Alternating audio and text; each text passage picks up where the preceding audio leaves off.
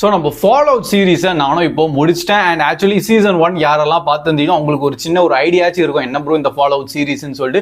அதோட update story continuation தான் நம்ம சீசன் 2. அண்ட் இன்கேஸ் சீசன் 1 பார்க்காதவங்களுக்கு ஒரு சின்ன ரெஃபரன்ஸ் ஆகும் தந்துடும், ஒரு அவுட்லைன் மாதிரி.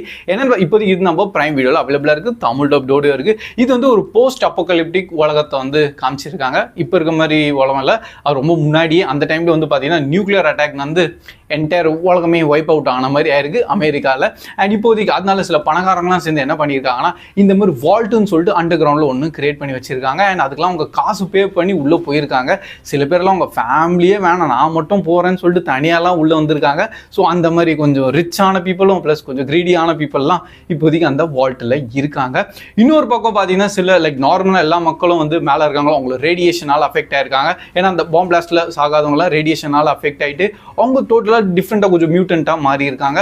ஸோ அது எல்லாத்தையும் வந்து அவங்க ஆல்னு சொல்லுவாங்க. ஸோ அதெல்லாம் நீங்கள் பார்க்கும்போது ஈஸியாக கவர் பண்ணிடலாம். அண்ட் அங்கே தான் இன்னொரு நம்ம ஒரு ஹீரோ கேரக்டர் மாதிரி ஒரு இன்ட்ரடியூஸ் பண்ணுவாங்க. அண்ட் மெயின் ஆக்டர்ஸ் பார்த்தீங்கன்னா இந்த வால்ட்லேருந்து இப்போ அவங்க வெளியே வந்திருக்காங்க அவங்க அப்பாவை தேடுறதுக்காக. ஸோ இந்த மாதிரியான ஸ்டோரியெல்லாம் வந்து சீசன் 1 ஃபுல்லாக போயிட்டு இருக்கும். ஆக்சுவலி நல்லபடியாக இருந்தது. லைக் ஓகே இந்த மாதிரி போஸ்ட் அப்போகலிப்டிக் நடந்தால் எப்படி மக்கள் வந்து ரியாக்ட் பண்ணுவாங்க, வால்ட்டில் எப்படி வாழ போகிறாங்க, ஜென்ரேஷன் கணக்காக வாழ்கிறாங்க, மேலே இருக்க மக்கள் இது ஒரு டிஃப்ரென்ஸ் ஒன்று கிரியேட் ஆகும் பார்த்தீங்களா, அதெல்லாம் சூப்பராக சீசன் 1 கவர் பண்ணியிருந்தாங்க. அண்ட் சீசன் 2 ஸ்டோரி வந்து இப்போ அவங்க வெளியே போய் அவங்க அப்பாவை தேடுறதுக்காக போகிறாங்க. அண்ட் அங்கே இன்னும் நிறைய பெரிய பெரிய ரிவீல்ஸ்லாம் பண்ணுவாங்க.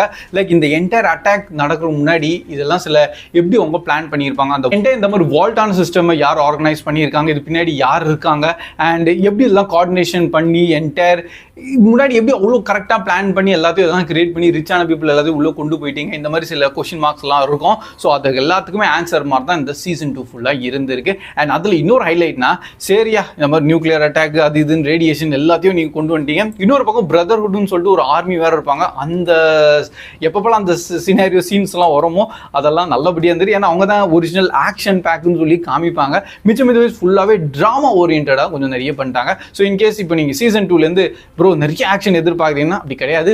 ஆல்மோஸ்ட் ஒரு 30% ஆக்ஷன் இருக்கும், மிச்சம் மீதி 70% ஃபுல்லாகவே இந்த ட்ராமா ஸ்டோரி பில்டிங்கு அண்ட் எப்படி ஹியூமன்ஸை கண்ட்ரோல் பண்ணுறது இதெல்லாம் கவர் பண்ணிட்டு இருப்பாங்க.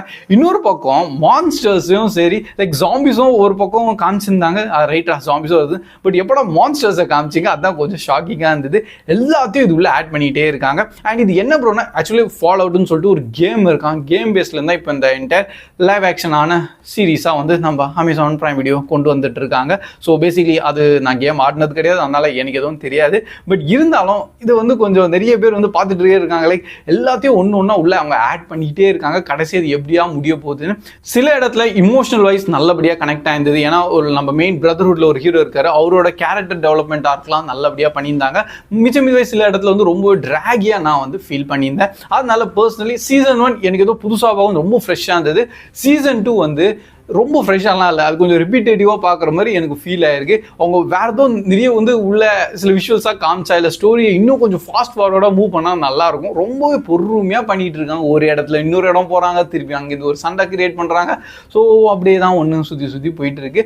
பட் டெஃபினட்டாக நீங்கள் பார்க்கலாம். ஏன்னா ஒரு ஒர்த் வாட்ச் ஆனது ரொம்ப ஹை வேல்யூ அண்ட் ஹை பட்ஜெட்டான ஒரு சீரீஸ்ன்னு சொல்லுவேன். நீங்கள் அந்த ப்ரொடக்ஷன் வேல்யூ பார்க்கும்போதே பக்காவாக இருக்கும். ஸோ கடைசியில் சீசன் 2 நல்லபடியாக தான் முடிச்சிருக்காங்க. பட் எனக்கு அந்த கொஞ்சம் டிசப்பாயின்மெண்ட் நான் ஃபீல் பண்ணியிருக்கேன். அண்ட் இன்கேஸ் நீங்களும் அந்த ட்ராக் ஃபீல் பண்ணியிருந்தீங்கன்னா கண்டிப்பாக கமெண்ட் செக்ஷன்லையும் ஷேர் பண்ணுங்கள். மிச்சம் இதுவாய்ஸ் என்டையர் சீசன் நல்லபடியாக தான் இருக்குது. தமிழ் டப்டோட டோட்டல் 8 எபிசோட்ஸ் இப்போ அவைலபிளாக இருக்குது. கண்டிப்பாக நீங்கள் வாட்ச் பண்ணணும். ஸோ தட்ஸ் ஆல் கைஸ், இதான் நம்ம ஷார்ட் அண்ட் ஸ்வீட்டான ரிவ்யூ வீடியோ பிடிச்சிருந்தா அப்படியே மறக்காம லைக் பண்ணி உங்கள் ஃப்ரெண்ட்ஸ் கிட்டயும் ஷேர் பண்ணிடுங்க. ஸோ கீப் வாட்சிங், keep supporting play Tamil dub. See you in next video. Bye guys.